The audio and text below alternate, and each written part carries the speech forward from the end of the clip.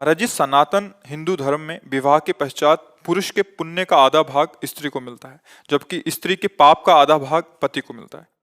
जिसे उसी में श्लोक में उद्याने च मद्यपाने राजद्वारे पिता गृहे बिना आज्ञान गंतव्यम वरयाचति वरांगना वरांगना, ब्याह में जो वचन भराए जाते हैं। बात यहाँ है कि जब पाणी ग्रहण करते हैं तो दोनों मित्र होते हैं, भाव वहां ये होता है। अब शरीर दो होंगे और उनके कर्म एक होंगे।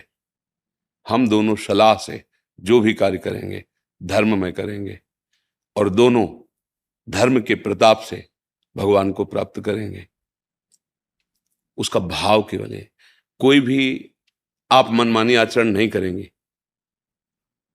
बिना हमारी अनुमति के आप किसी घूमने जंगल ऐसे पिता के भी गृह में या राज दरबार में या जहां कोई मदिरा पिए बैठा हो मद्यशाला आदि के पास, बिना हमारे सानिध्य के आप नहीं जाएंगे। ऐसे हो बिना आप हमारी अनुमति के धर्म नहीं करेंगे। जो धर्म का कार्य करेंगे उसमें आप हमसे सलाह लेंगे। ये उसमें इस तरह की बातें कही गई है। उसका तात्पर्य कि हम दो शरीर देखने में रहेंगे लेकिन हमारी रुचि हमारा भाव एक ही रहेगा। अब अगर आप इस संकल्प से अलग हैं तो फिर आप पति पत्नी है ही नहीं, केवल नाटक हो रहा है। अगर आप वास्तविक पति पत्नी हैं तो जो आप दोनों की सलाह से सत्कर्म या जो भी त्रुटि होगी तो दोनों है ना, देखने जैसे दो हाथ हैं, ये कुछ करे ये कुछ करे तो आपको फल अलग अलग थोड़ी मिलेगा कि भाई उसने तो बाएं नहीं किया है तो दाएं नहीं किया। भोक्ता तो हम ही बनेंगे ना, हाथ हमारे दोनों। ऐसे पति पत्नी को अर्धांगिनी पत्नी को कहा गया है कि आप दाहिनांग बामंग के समान है। दोनों मिलकर के, जैसे गाड़ी के दो पहिए चलते हैं तो लक्ष्य एक ही तो होता है। ये थोड़ी कि बायां कहीं और ले जाएगा दायां और कहीं ले जाएगा। हाँ, अगर वो अलग अलग खुल के निकल जाते हैं तो गाड़ी ही नहीं है, नहीं वो तो टूट गई ना, गिर गई ना। तो दाम्पत्य जीवन क्या कि पत्नी अपनी मनमानी करे, पति अपने अपनी मनमानी करे, दोनों शास्त्र सम्मत चलें तो वास्तविक कहते हैं ये जगत भी सुखमय उसके लिए हो जाएगा। दोनों धर्म से चले, प्यार से चले और ये पत्नी पातिव्रत धर्म धारण करे और पति पत्नी में केवल अपना भाव, जो संसारिक भाव मान लो काम भाव है, वो केवल अपनी पत्नी में और सीमित होकर के दोनों धर्म से चले, भगवत प्राप्ति के मार्ग में अग्रसर हो जाएंगे। पर जब गर्ल फ्रेंड और बॉय फ्रेंड पहले से ही बन रहे हैं तो इनमें पातिव्रत धर्म आएगा, इनमें एक पति निष्ठा आएगी, उनमें एक पतिव्रत का भाव आएगा, या पति एक पत्नी से अपने जीवन का प्यार दे देगा क्या? तो सब नष्ट ही हो रहा है। तो हमें लगता है लिखे ही रह जाएंगे ग्रंथ की बातें। धारण करने की योग्यता तो हमारी नई पीढ़ी पहले ही खो दे, नहीं खो दी। सोचो, जैसे पवित्र वस्त्र पहन करके ही यज्ञ किया जाता है, ऐसे ये शरीर वस्त्र है, इसको तब तक पवित्र रखना है जब तक ये दाम्पत्य जीवन का संकल्प न बन जाए। पर ऐसा हो रहा है क्या? है कहाँ हो रहा है? आप बताओ ना, कहाँ हो रहा है?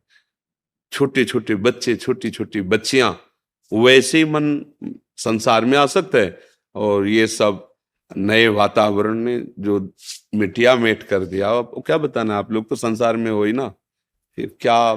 अब ये बातें केवल केवल बातें ही रह गई है।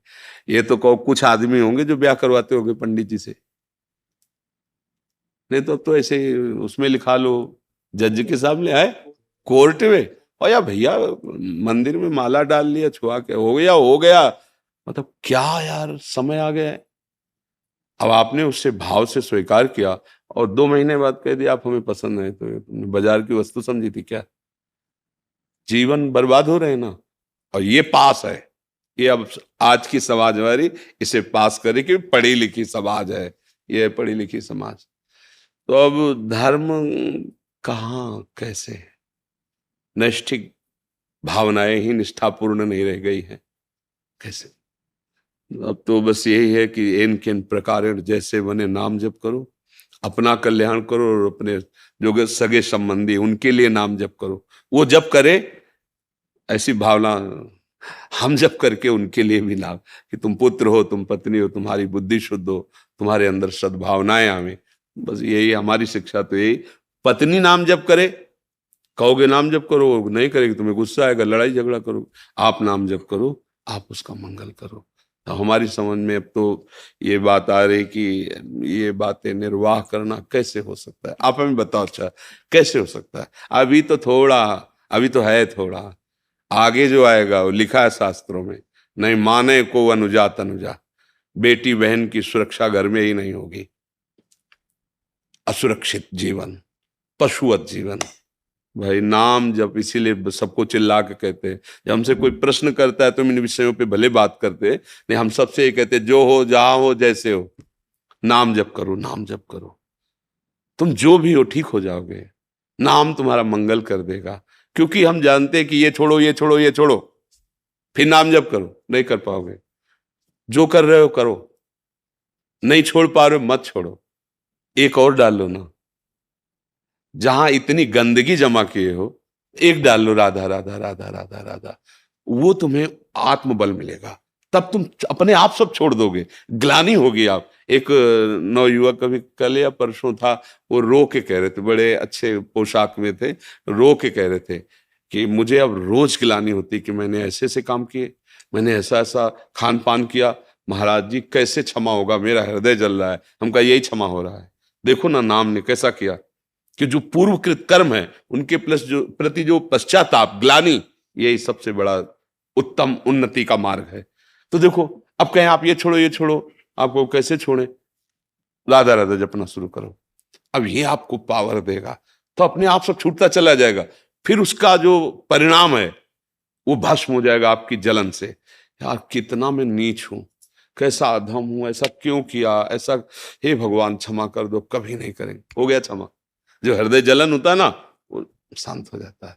तो इसलिए भाई जहां तक हो सके इन सब विचारों को छोड़िए, नाम जप कीजिए, और पत्नी में भी भगवत भाव रखिए, परिवार में भी भगवत भाव रखिए, और अपने कर्तव्य का ध्यान रखिए कि मेरा पत्नी के प्रति क्या कर्तव्य है, मेरा धर्म क्या है, उसका धर्म क्या है, उसके विषय में ये समय के अनुसार अगर तुम शिक्षण देने चलोगे तो तुम अपने धर्म को खो दोगे, फिर तुम्हें क्रोध आ जाएगा, फिर तुम उससे जलन पैदा करने वाला व्यवहार करने लगोगे, और हो सकता है क्रोध में हिंसा आदि दोष बड़े बड़े हो जाते हैं। इसलिए हमारी प्रार्थना है, हम अपने कर्तव्य, हमारी पत्नी आई है हमारे पास, मेरा उसके प्रति क्या कर्तव्य, बस आप कभी दुखी नहीं हो सकते।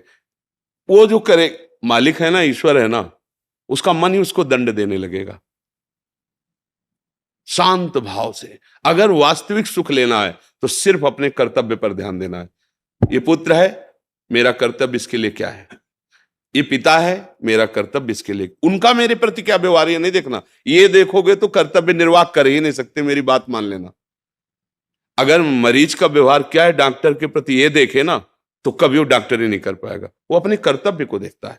तो रो चिल्ला, लात मार, हाथ मार, बांध इसके हाथ पैर, और ऑपरेशन करता है, इंजेक्शन लगा देता है। बस अपने को ये समझना है जैसे पागल खाने में हो ना, और डॉक्टरी करनी हो तो कहीं से भी थप्पड़ पड़ सकता है, कहीं से भी गाली मिल सकती है, पर वो पागल है, उन्हें में सुधारना है, ऐसे चलना होगा भैया। कलयुग है, अब का जो स्वभाव स्वरूप आएगा वो तुम्हारे अनुकूल नहीं आएगा, तुमको देखना है अपने कर्तव्य को। अगर ऐसे चलोगे तो ठीक हो जाएगा। क्यों, इसमें कोई तर्क है?